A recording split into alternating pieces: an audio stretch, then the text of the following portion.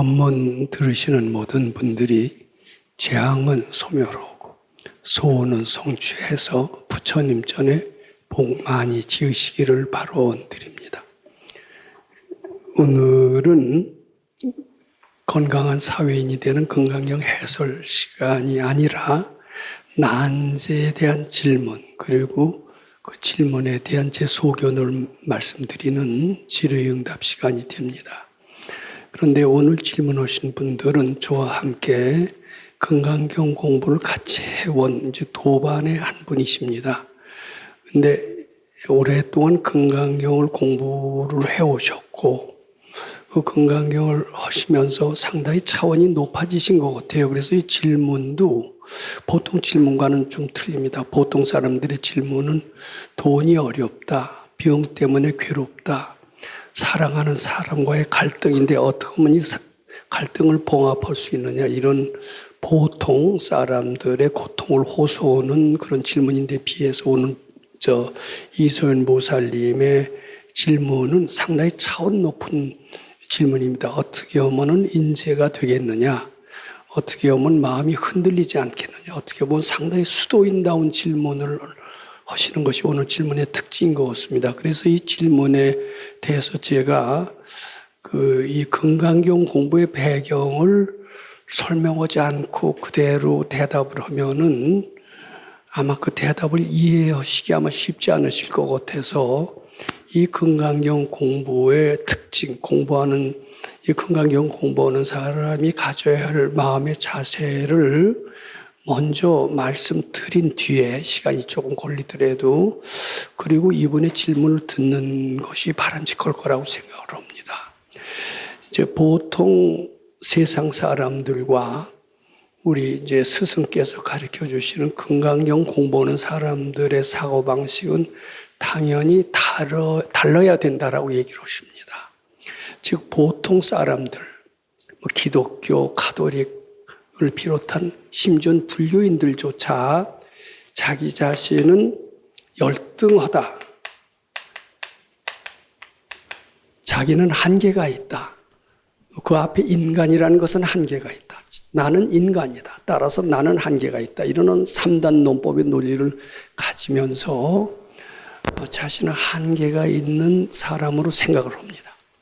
그런데 우리 건강경 공부인들의 가르침은 열등하다가 아닙니다. 출발부터가 이런 식으로 생각해서는 난제를 해결할 수 없다는 겁니다. 또 난제를 해결하더라도 마음 밖에서 그 해답을 찾을 수밖에 없다라고 생각을 하게끔 결론이 그렇게 됩니다. 그런데 우리 건강경 공부한 사람은 출발부터가 열등하다가 아니라 자신은 전지전능하다, 여기서 출발해야 된다고 배웠습니다. 이것이 상당히 다른 점입니다. 그 다음에 이제 두 번째로, 보통 사람들은 난제 해답을 기독교, 가톨릭, 대부분의 불교 신자를 비롯해서 모든 사람들은 난제 해결을 마음 밖에서 찾습니다. 마음 밖에서 찾아요. 즉, 돈이라는 게 마음 밖에 어떤 힘 아니겠습니까? 또는 권력,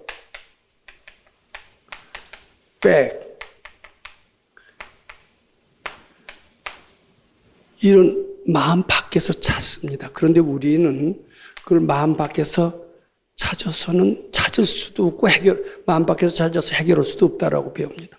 다 마음 안에서 찾아라, 이렇게 얘기합니다.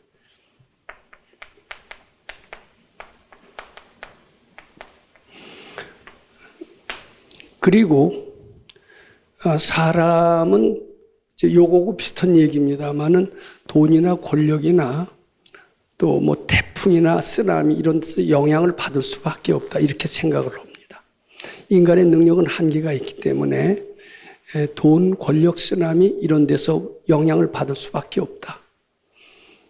또 건강한 육체에서 건강한 정신이 만들어놓은 것처럼 질병의 영향을 받고 돈의 영향을 받고 돈에 약해지고 질병에 약해지고 권력에 약해진다, 이렇게 생각을 합니다. 그런데 우리 불자들은 전지전능하다라고 믿기 때문에 우리는 돈의 영향을 받는 존재가 아니라 우리 마음은 돈으로 움직일 수 있다. 우리는 권력의 영향을 받는 외소한 존재가 아니라 우리가 마음을 세우면 권력을 좌지우지할 수 있다. 이렇게 합니다. 이것도 좀 틀린 점 중에 하나입니다. 이제 또 한 가지, 이제 여러 가지 다른 점이 있습니다만 한 가지만 더 말씀드린다면은 나에게 닥친 각종 난제는 다 내가 불러온 것이다.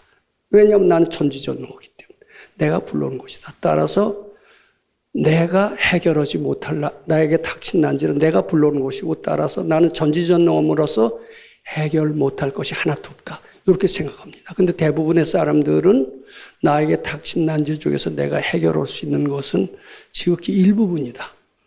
외부의 어떤 돈이나 권력이나 이것에 의해서 해결하든가 또는 절대자의 위력에 의해서 해결한다. 이렇게 생각하는 것이 상당히 틀립니다.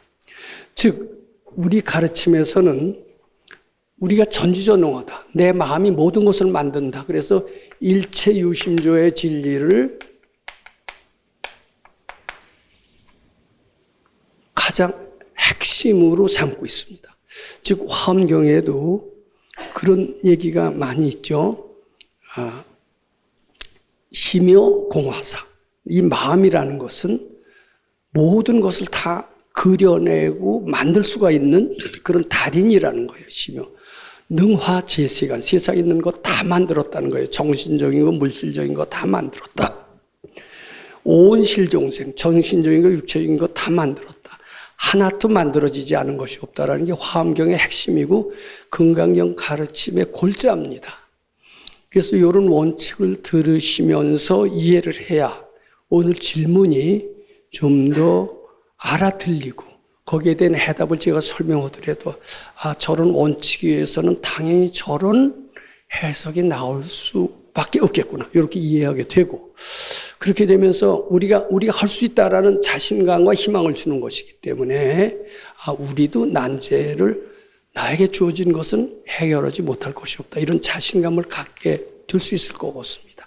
그것이 오늘 질의응답에 대한 그런 기대요 성과다 이렇게 말씀드립니다. 자 그러면 그런 우선 서두에 말씀을 드렸고 이소연 보살님 이런 바탕하에서 금강경 공부를 오랫동안 해오셨는데 그래도 본인이 해결하지 못할 난제가 있다고 생각하셨던 것 같아요. 그래서 지금 질문을 하시는데 한번 잘 들어보시기 바랍니다. 공경하옵는 법사님, 이렇게 질의응답 기회 주심에 감사드리며 이 질의응답 들으시는 모든 분들이 신심발심하여 부처님 전에 복 많이 지으시기를 바라옵니다. 저는 국방부 산하 관련 기관에서 40년 공직생활로 대통령님으로부터 옥저 근정은정을 받고 정년 퇴임을 하였습니다. 정년을 3년 앞둔 시점에 직장에서 큰 위기를 맞아 자칫 명예퇴직을 할까 했습니다. 그 당시 우연히 BTN TV에서 우리는 늘 바라는 대로 이루고 있다의 저자 김원수 법사님의 법문을 듣게 되었습니다. 19년 2월 법사님께서 직접 법문하시고 점검해 주시는 백성욱 박사 교육문화재단을 찾아가게 되었습니다. 재앙의 축복이라는 법사님의 희유한 법문과 모든 것을 부처님께 바치는 공부를 실천하는 주말 출가를 1년 3개월 동안 수행한 덕분으로 정년 막바지에 힘겨웠던 일이 원만하게 해결되고 마음이 편안해지면서 활기차게 일할 수 있었습니다. 그리하여 명예롭게 정년 퇴임을 할 수 있게 되어 감사드립니다.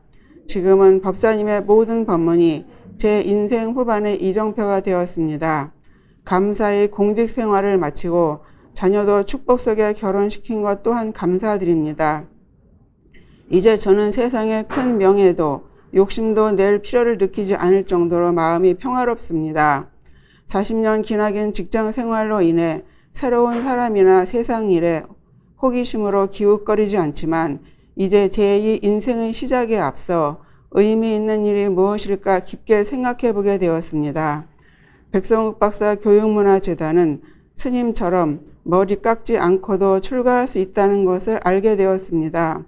최근 100일 출가 수행을 마치고 몸과 마음이 편안해지고 건강해짐을 느낍니다. 또한 모든 것으로부터 자유로울 수 있다는 생각도 듭니다. 이제 200일 출가를 입지하여 수행하니 사람에게도 격이 있음을 절감하고 지금껏 맛보지 못한 환희심이 납니다.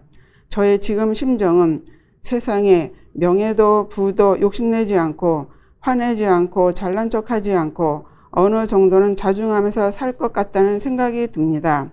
하지만 인간이란 순간순간 시험에 들기 쉽고 작은 일 하나에도 이기심에 앞서 변덕을 부리는 경우가 많습니다. 질문 드립니다. 여여부동한 마음을 항상 유지하며 건강한 사회인으로서 종교 생활을 할 수 있는 마음가짐을 어떻게 가지고 살아야 하는지 여쭙니다.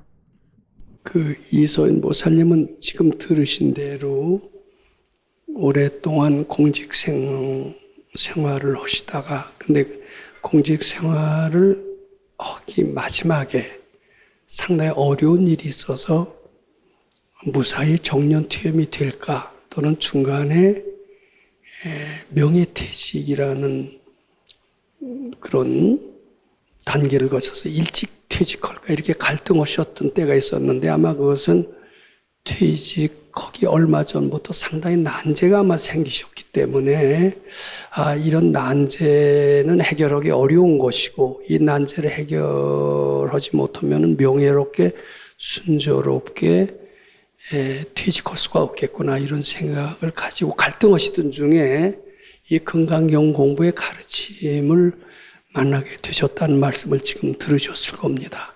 근데 이제 그때 주말 출가라는 그런 수행 프로그램이 있어서 주말 출가 수행 프로그램에 취업을 했던 결과 무사히 난관을 극복하고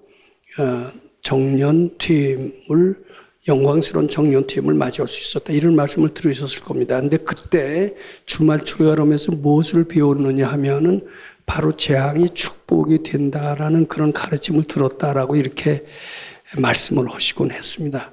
근데 재앙이 어째서 축복이 되는 것일까?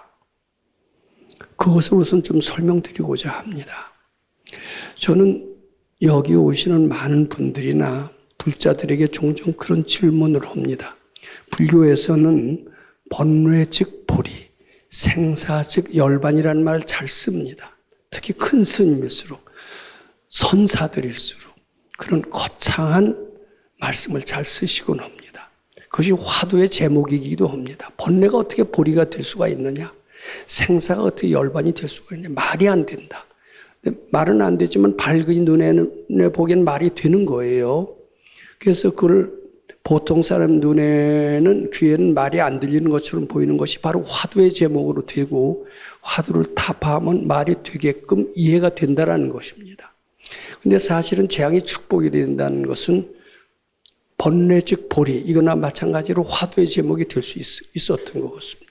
근데 우리 번뇌가 어떻게 번뇌가 어떻게 보리가 되며 어떻게 재앙이 축복이 될 수 있는지 이것을 막연하게 즉 선법문 하듯이 막연하게 깨쳐서 알기보다는 실감나게 이해를 해야 우리는 재앙에서 벗어나고 지옥에서 벗어날 수 있으며 그리고 극락세계에 들어갈 수 있을 것으로 봅니다.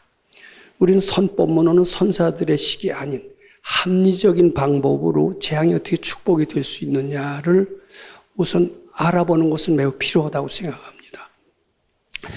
저도 역시 이소연 보살님과 마찬가지로 금강리 하기 전에는 재앙은 재앙일 뿐이지 이것은 아무리 해도 축복으로 바뀐다는 것은 이해할 수도 없었고 실감하기는 더더욱 어려웠던 적이 있었습니다.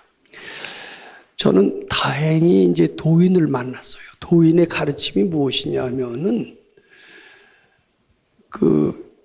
핵심이 무엇이냐면 내 마음이 즉 내 분별이 현실을 만든다라는 겁니다. 근데 그건 도인의 말씀뿐만 아니라 보통 사람들도 세상 경험을 많이 해본 사람은 그리고 상당히 지혜로운 사람은 이구동성으로 얘기합니다. 어떤 일이 생겼습니다. 이것을 자신 없다라고 자꾸 몇 번 되풀이하면 실제로 자신 없는 일이 되고 만다. 이런 얘기를 합니다. 근데 아무리 어렵다고 생각을 해도 문제없다 몇 번 해봐라 하면 문제없이 된다는 체험의 얘기를 종종 합니다. 저에겐 그럴듯하게 들립니다. 한 가지 예를 또 듭니다. 실제로 그 최면술사가 여러 사람 앞에서 TV 앞에서 상당히 실감나는 실례를 듣는 것을 대부분의 사람들은 압니다. 즉 여기 종이 한 장이 있습니다. 이건 누구나 다 듭니다. 근데 자기 자신한테 최면을 거는 겁니다. 이 종이는 100kg가 돼서 내가 도저히 못 든다라고 우선 자기 최면을 걸어보라는 겁니다. 그렇게 건 뒤에 한번 들어보면 도저히 못 드는 것이 TV 화면에 나오는 것을 볼 수가 있습니다. 반대로요, 아주 무거운 물건도 나는 쉽게 들 수 있다라는 자기 최면을 건 뒤에 들어보라라고 얘기를 합니다. 그럼 그것도 드는 그 체험을 합니다. 이제 그런 예를 우리는 최면술사를 통해서도 듣고요. 세상의 경험이 많은 사람들 통해서도 듣습니다. 지혜로운 사람은 한술 더 떠서 이렇게 얘기를 합니다. 난제라고 생각하지 마라. 난제라고 생각하면 도저히 해결할 수가 없느니라. 난제가 아니라 아주 쉬운 문제다. 쉬운 문제라고 이름을 지어봐라. 그럼 쉽게 풀리리라. 이런 얘기는 마찬가지 논법으로 충분히 성립이 됩니다. 그리고 실행을 해봐라. 그럼 실제로 실행해서 난제가 아니라 쉬운 문제로 돌변하면서 그것이 축복으로 바뀌는 경험을 저는 여러 번 했습니다. 저는 그래서 번뇌 즉 보리 생사적 열반이라는 것은 거창한 얘기가 아니라 누구든지 실행할 수 있는 얘기라고 이해하게 됐습니다. 근데 재앙이 축복이 된다. 이것도 실행할 수 있는 얘기라고 이제 믿게끔 됐습니다. 믿는 대로 된다라는 그 이치 하나만으로도 그것은 설명이 가능합니다. 근데 대부분의 불자들은 재앙이 축복이라는 말 들어봤냐 그러면 들어보지 못했다고 그래요. 그리고 재앙이 생기면은 부처님 앞에서 빌거나 삼천배하거나 절대자한테 의지하는 방법으로 밖에는 해결을 못합니다. 이것은 가톨릭이나 기독교 신자와 똑같은 방법입니다. 내가 할 수 있는 것은 아무것도 없다. 나는 열등한 존재다. 할 수 없는 것은 절대자의 힘을 빌어서 할 수밖에 없다. 가톨릭, 기독교, 불교 똑같습니다.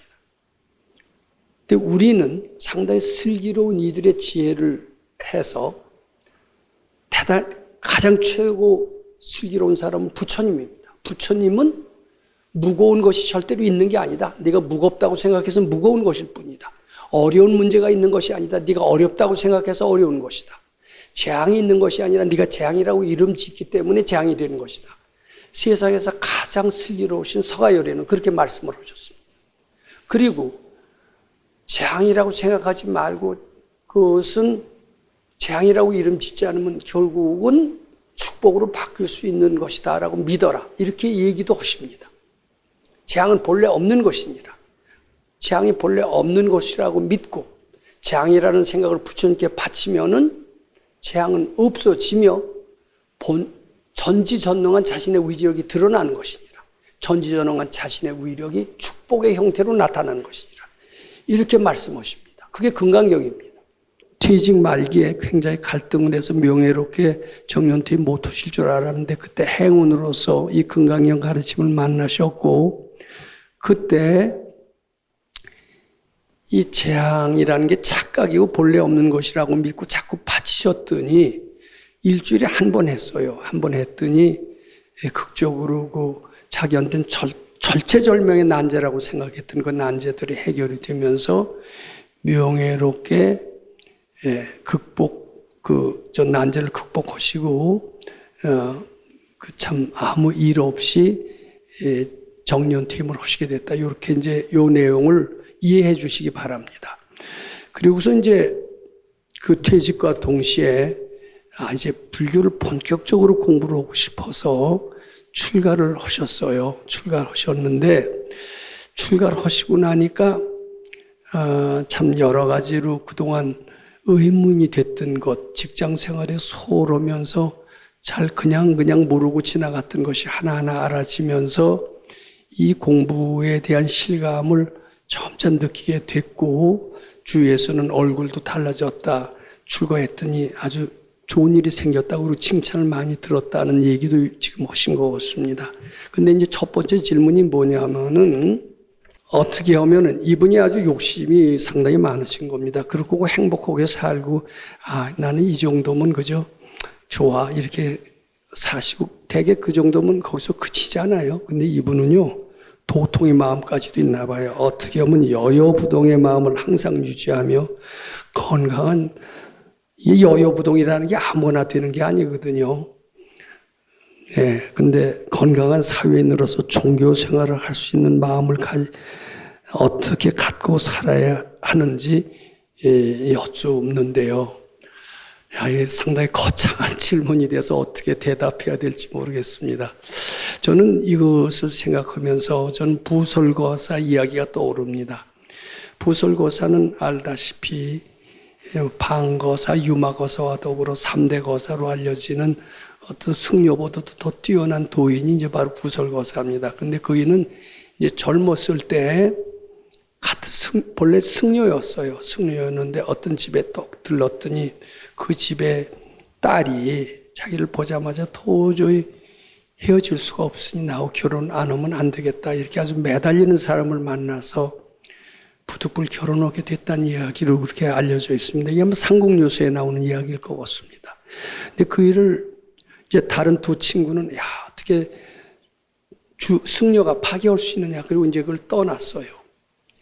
떠나서 그 승려 생활을 하고 이 사람은 승려 생활도 중요하지만 사람 구하는 것도 그 못지않게 중요하다고 하면서 그와 살고 다 자녀도 낳고 자녀를 다 키웠습니다. 다 성장하고 나니까 이제 마지막으로 내 할 일은 수도에서 도통하는 것이 남았다라고 생각을 했습니다. 그래갖고선 자녀 다 키우고 부인한테도 할 일 다 해놓고 난 뒤에는 이제 문을 꼭꼭 걸어 잠그고 그리고 수도에만 오직 전념을 했습니다.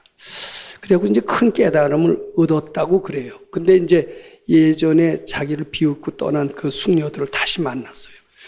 당신은 속가에서 생활을 했고, 우리는 승려로서 본분을 유지했는데 도가 누가 높아졌는지 한번 테스트를 해보자. 뭐 그런 얘기가 있었다고 그러죠. 요건 한번 들어보실 만한 가치가 있다라고 생각합니다. 그래갖고선 물병을 딱 3개를 걸어당기고 이걸 다 깨면은 유리병이 깨지고 물도 쏟아질 것이다. 물이 쏟아지는 사람은 법력이 약한 것이고 물병이 쏟아지지 않는 사람은 법력이 강한 것이다. 그리고 테스트를 했다고 그럽니다. 그랬더니 승려로서 한 길을 걸어온 사람은 다 병이 깨지면서 물도 쏟아졌는데 교돈에서 살던 그 부설거사만은 그 유리병에 물이 그대로 대롱대롱 붙어 병은 깨졌는데 물이 달려 있었다는 그런 이적을 나타내고 이 부설거사의 위대성을 나타냈다는 설화가 지금까지 전해옵니다. 저는 꼭 똑같지만 않았어도 언젠가 결혼해서 자녀도 낳고 이제 자녀도 다 출가시켰고 마치 이제 부설거사가 마지막으로 수도를 할 때 뭐 그런 심경이 되셨다라고 저는 말씀드리고 싶습니다. 근데 부설거사는 수도의 방법을 잘 알아서 열심히 했고 열심히 해서 결국은 출가해서 수도했던 그분보다 더 높은 경지를 이뤘습니다. 그 높은 경지를 아마 지금 원하시는 것 같아요. 자, 그래서 정말 부사거사만큼 되셔야 되겠죠. 근데 여여부동한 마음을 어떻게 유지하느냐? 저는 이렇게 생각합니다. 저도 이게 과제 중에 하나인데 지금 남의 단점이 보이면은 여여부동이라는 게 어떤 실체가 있질 않습니다. 여여부동 실체가 딱 있으면 얼른 그걸 따서 내 주머니만 넣으면 나는 그 뒤로 여여부동하게 되는 그런 여여부동은 없습니다. 왜냐하면 여여부동은 실체가 없기 때문입니다. 그러면 여여부동은 어떻게 없느냐? 근데 우리는 수시로 남을 들여다보는 그런 소질이 있어요. 남을 들여다보고 저 사람 잘났어 못났어. 나보다 잘났으면 그대 시샘을 합니다. 그 다음에 나보다 못하면 그대는 무시하게 됩니다.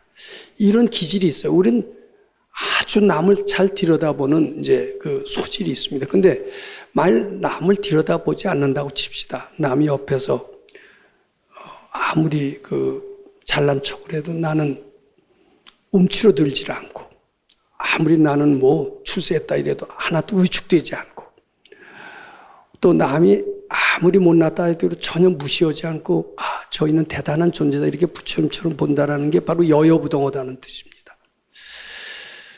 어떻게 하면 그렇게 되느냐 그런 얘기겠죠. 근데 제가 대답할 성질이라고 하기보다도 그 도인의 말씀을 빌어서 대답할 수밖에는 없다라고 생각합니다. 아마 들으셨겠지만 저는 이런 말씀을 드리고자 합니다. 우선 남을 보시지 마십시오.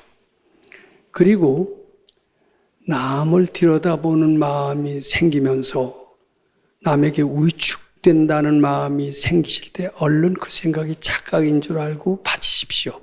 이런 말씀 드리고 싶습니다. 그 뒤에 남의 얘기를 들으면서 저 사람 나보다 못한 사람, 하찮은 사람 이런 분별이 생기시더라도 그 분별을 따르면서 궁리하시지 말고 그 생각이 착각인 줄 알고 부처님께 바치십시오. 이렇게 말씀드리고 싶습니다.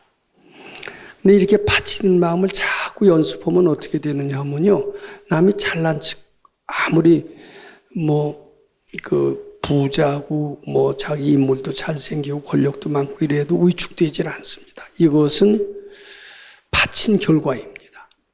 근데 바치는 결과만으로 되지 않고 부지런히 복을 짓는 것을 병행해야 됩니다. 즉 좋은 일을 하는 것을 병행해야 됩니다.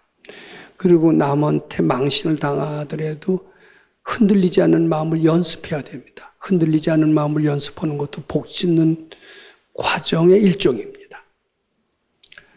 근데 이것을 100일 단위로 우리 이제 밝은이들은 그리고 이제 꼭 병행해야 될 것은 아침 저녁으로 금강경을 읽으시기 바랍니다.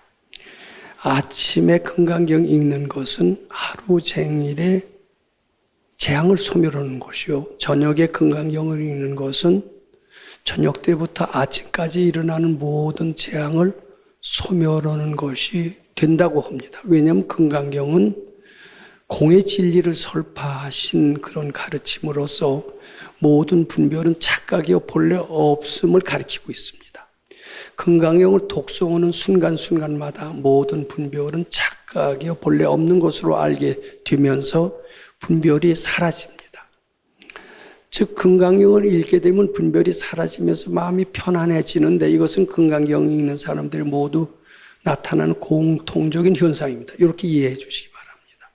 밝은 이들은 또 이렇게 얘기를 합니다. 아침 저녁으로 금강경을 읽고 낮에는 올라오는 모든 생각을 부처님께 바치는 이러한 수행을 100일을 일기로 약 10회가량 한번 해보십시오. 이렇게 얘기를 합니다. 정성껏 하시면은 여여부동의 결과를 아마 얻으실 수 있을 것입니다. 이렇게 아마 밝은이는 대답하실 것 같습니다. 이렇게 밝은이의 대답으로서 대신하도록 하겠습니다. 두 번째 질문입니다. 제가 선지식님 가르침과 금강경 독성 만남으로 인하여 감사한 삶을 살다 보니 저의 후배나 자식, 손자들에게도 의미 있는 영향을 줄 수 있는 사람으로 거듭나고 싶은 마음이 가득합니다. 제가 선지식님 가르침과 금강경 독성을 실천하여 행복한 것처럼 재앙은 소멸하고 소원은 성취하는 건강한 사회인이 될 수 있도록 전해주고 싶습니다. 새로운 인재로 거듭나는 방법을 제 안에서 찾고자 끊임없이 금강경을 수지 독성합니다. 이렇게 하다 보니 저도 모르는 잠재의식, 능력을 발현시켜 새로운 인재로 거듭날 수 있을까요? 예, 그러니까 아마 상당히 이제 출가를 본격적으로 하시면서 부설고사의 삶을 그대로 사시는 것 같습니다. 그러면서 속가에 있는 자식들 그리고 새로 태어날 손주를 생각하면서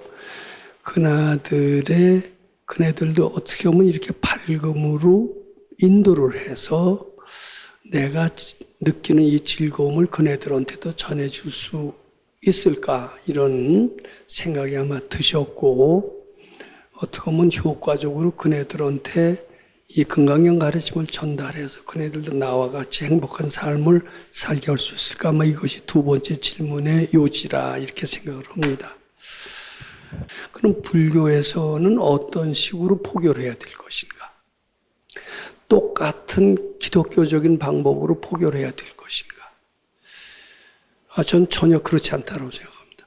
기독교적인 포교 방법으로서 성공한 사람이 얼마나 있는지 저는 잘 모릅니다.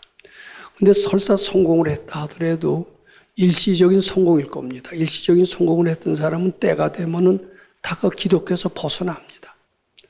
많은 사람들이 기독교로 몰려가지만 또 많은 사람들이 순간적으로 기독교에서 이탈하는 것을 보게 됩니다. 즉 기독교에 입문한 사람이 진심으로 발심의 입문이 아니었다라는 건 증거가 됩니다.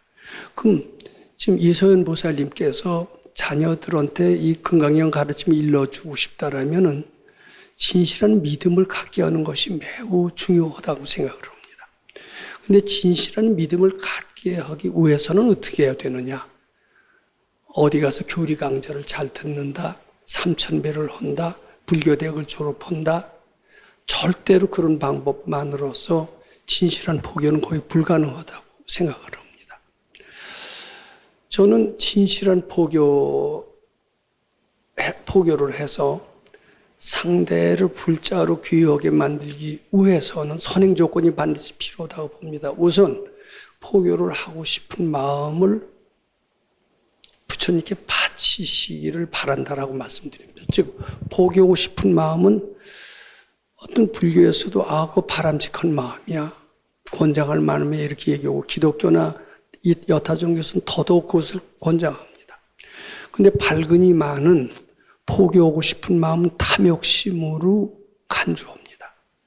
효과적인 포교를 위해서는 탐욕심을 가져서는 아니 된다. 탐욕심을 가지기 전에 상대를 진실로 사랑하는 마음부터 내어야 된다. 이것을 먼저 강조하실 것 같습니다. 상대를 사랑하지 않고 포교하면 공덕이 된다니까. 무조건 포교하는 것이 어떻게 보면 포교나 선교의 현실적인 주소입니다. 그런 사람들은 일시적으로 불교에 귀여울 수는 있어도 곧이어 자발적인 귀의가 아니기 때문에 조금 있다가 또다시 빠져나갈 공사는 얼마든지 있습니다. 저는 어렸을 때, 특히 학생 때는 친구 간의 진실한 충고를 해줄 수 있는 사람이 진실한 친구라는 이야기를 듣고 진실한 충고를 해준 적이 여러 번 있습니다. 우러나는 충고를 해준 적이 있습니다. 체루비읍을 하면서 충고해 준 적도 있었습니다. 포교도 진실한 포교, 체루비읍을 하는 포교는 성공할 수 있다고 생각했습니다. 근데 그런 포교를 그런 진실한 친구한테 사랑하는 마음으로 진실한 충고했듯이 포교도 그런 식으로 하면 성공을 거로 알고 있었습니다. 근데 우리 선생님께 그런 말씀을 드렸더니 절대 그렇게 하지 말라는 겁니다. 그것은 진실한 포교가 아니라 너의 이기심을 그이한테 네 욕심을 채우려는 얄팍한 수단의 연장이다. 그렇게 해서 가리키려고 하는 마음, 남을 가리키려고 하는 마음, 그쪽 신자를 이쪽으로 끌어오는 마음부터 사라져야 된다. 사라지는 것이 진정한 포교의 첫 길이다. 이렇게 배웠습니다. 처음에는 도저히 그 말을 믿을 수가 없었습니다. 기독교인들은 그런 진실한 선교를 함으로써 얼마나 수많은 사람들이 기독교로 갖는 게 현실 아닌가. 근데 그래도 도인이 하는 말씀을 듣고 그 포교 그대로 실천을 해봤습니다. 포교하고 싶은 생각을 부처님께 바쳤습니다. 그리고 안타까운 생각도 그이를 구해내겠다는 그런 생각도 그이가 딱하다는 생각도 바쳤습니다. 자꾸 바치다 보니까 딱한 것은 그가 아니라 자신임을 발견했습니다. 구제받아야 될 것은 상대가 아니라 자신임을 발견했습니다.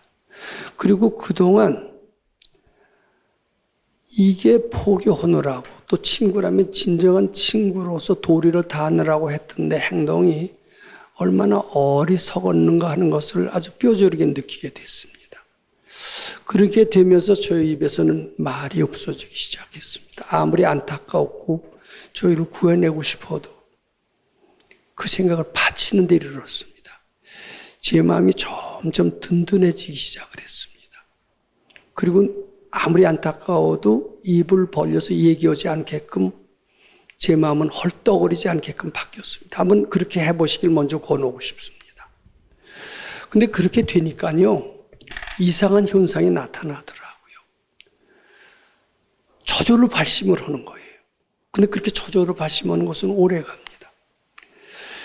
참 제가 조금 전에도 그랬지만은 수많은 사람들이 제 얘기를 듣고 발심을 해요. 저는 그런 체험을 종종 듣습니다. 법사님 얘기 듣고 순식간에 빠져들어갔습니다. 제가 무슨 마력을 부리는 도사처럼 얘기를 합니다. 법사님의 법문을 듣고 뿅 갔습니다. 이렇게 얘기하는 사람이 너무나 많습니다. 그것은 그 선교왕이 얘기한 것처럼 말재주가 있는 것도 아니었습니다. 말하고 싶은 생각을 바쳤을 뿐입니다. 근데 그게 자꾸 받침해서 오로지 부처님 전에 신신발심해서 복만이 지킬 발언밖에 한 적이 없습니다. 그런데 거기에 진실성이 드러나나 봐요. 사람을 끌어올려는 생각, 딱하다는 생각, 저는 제 친구가 나쁜 길로 들어서서 하도 딱하게 여겨져서 참 체루 비유를 하면서 충고한 적이 있었습니다. 결국 아무 효과가 없었습니다만은 그 생각을 바치니까 제 속에서 힘이 생기는 것 같아요. 그 힘을 보고 느꼈나 봐. 이심전심을 느껴서 많은 사람이 발심을 했는데 그러니까 저는 아마 포교왕이라는 뭐가 있으면 응모를 하면은 모르겠어요. 받을 수도 있다는 생각도 해봅니다. 고뒤에요. 영업이라는 게 뭐예요? 돈을 많이 끌어오는 게 아니에요. 돈을 많이 끌어오려면 나는 이런 실적 있고 위대하다고 자기 PR의 명수가 되게 영업도 잘합니다. 근데 저는 그 사람은 일시적인 성공밖에 못한다 이렇게 생각을 합니다. 우리 백 선생님의 경우는 절대로 남한테 주는 마음을 낼지언정 사람한테 돈을 끌어올려는 마음을 내지 말라고 가르치십니다. 저는 무료급식을 통해서 그 기술을 아직 못하게 체득을 했습니다. 자꾸 주는 연습을 했더니요. 달라지 않더라도 저절로 주시더라고요. 그게 최고의 영업이 아닌가 생각을 합니다. 자, 이제 여기까지 했으면요.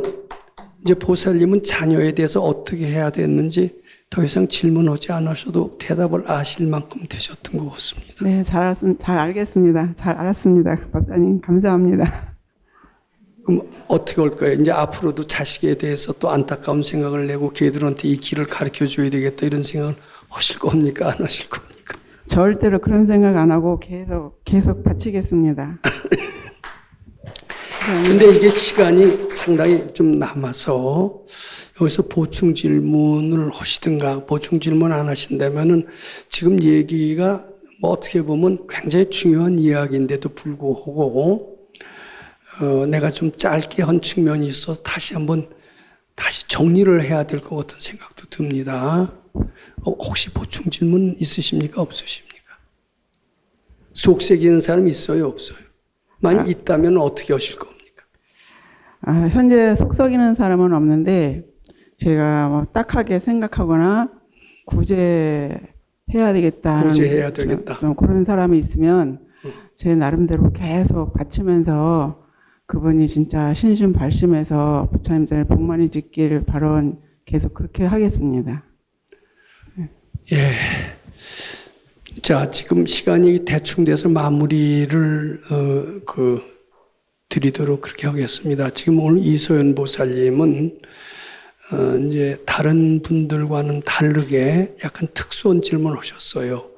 즉 우리 금강경 공부를 오래 해본 만이 할 수 있는 질문을 하셨던 겁니다. 예를 들면 대부분의 보통 사람들은 돈이 아쉽다, 병 때문에 고통이다, 또 사귀던 친구나 또는 부부, 부자 간의 이런 갈등을 어떻게 해소하느냐 이런 상식적인 질문보다도 좀 더 차원 높은 삶을 살려면은 어떻게 해야 되느냐, 부동심을 가지려면 어떻게 해야 되느냐 이런 차원 높은 삶에 대한 질문을 하셨습니다. 그리고 딱하게 사는 사람, 고달프게 사는 사람한테 어떻게 하면 차원 높은 삶을 일러주어서 발심하게 하느냐 이런 이제 질문이 두 가지였습니다. 근데 그런 질문에 대한 말씀을 드리기 전에 이 건강경험을 오래 하셨기 때문에 그 건강경험 오래 하신 분만이 하실 수 있는 질문, 그런 질문을 하셨기 때문에 건강경의 정체성에 대해서 제가 설명드릴 수밖에 없었습니다. 이제 건강의 정체성이라는 것은 뭐냐 하면은 자기 자신은 열등하다라 해서 한 데서 출발해서는 난제 해결이 어렵다. 자기 자신은 전지전능하다 해서 출발해야만이 난제 해결이 가능하다라는 말씀을 드렸고요. 또 난제 해법을 돈이니 권력이니 백이니 이런 마음 밖에서 찾지 말고 자기 마음 속에서 찾아야 된다. 즉 빈궁한 마음을 해탈하면 부자가 되고 외로운 마음을 해탈하면 많은 친구와 사이가 좋아지며 또 자기가 못났다는 생각을 해탈하면은 자기 자신이 참 위대성을 발견이 된다. 즉 모든 난제 해법을 마음속에서 찾아야 된다. 이런 말씀을 드렸던 것 같습니다. 또 한 가지는 자기 자신이 전지전능하기 때문에 모든 난제도 사실은 전지전능은 자신이 불러들인 것입니다. 외부에 누가 주어진 것이 아닙니다. 다 자신이 불러들였고 다 자신이 불러들였기 때문에 어떠한 난제도 또한 자신이 해결 못할 것이 하나도 없다라고 믿어야 됩니다. 그럴 때 자기에게 주어진 난제는 다 자신이 해결할 수 있다. 이런 마음, 이렇게 대략 정리할 수 있습니다. 이런 마음의 자세를 가진다면 우리는 자신에게 닥친 모든 난제를 다 슬기롭게 해서 해결을 해서 부처님처럼 좀 밝은 이처럼 유유자적하게 인생을 즐겁고 행복하게 아마 어떤 난제가 오더라도 그것을 축복으로 바꾸면서 그런 행복한 삶을 살 수 있게 되리라 생각합니다. 감사드립니다.